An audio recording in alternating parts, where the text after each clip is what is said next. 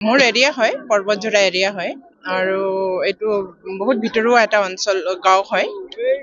গতিকে ৩খন গাঁও ইয়াতে 2খন ভোট চেণ্টাৰত ইয়াতে ভোটদান কৰিব, যিটো বাওকুংটিত পৰিছে। আৰু আমাৰ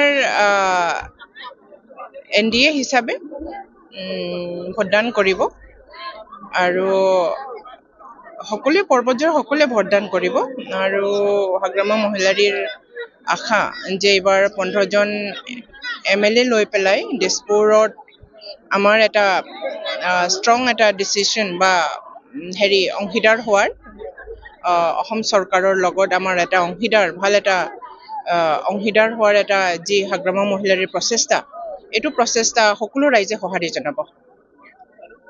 এনে যিহেতু এইবাৰ হাগ্ৰামা মহিলাৰী চাই সুকীয়া পদক্ষেপ লৈছে যে যুৱ প্ৰজন্মক লৈ আহিছে। আপুনি এগৰাকী যিহেতু কম বয়সতে আজি আপুনি BDCৰ দৰে মিনিষ্টাৰ পাবলৈ সক্ষম হৈছে বা যুৱ প্ৰজন্মক দিয়াৰ কাৰণে আজি ৰূপমূৰ্ণায়ক আজি টিকট প্ৰদান কৰিছে। এই ক্ষেত্ৰত হাগ্ৰামা মহিলাৰী এইটোতো বাস্তৱ হয়। ভাৰতবৰ্ষ এখন যুৱ সমাজৰ দ্বাৰাই গৰিষ্ঠ সংখ্যক যুৱ সমাজেই আজি ভাৰতবৰ্ষত সংখ্যাগৰিষ্ঠ। গতিকে হাগ্ৰামা মহিলাৰীৰ সময়ৰ প্ৰগতিৰ লগত আগবাঢ়িছে আৰু এইটোৱেই BPFৰ লক্ষ্য।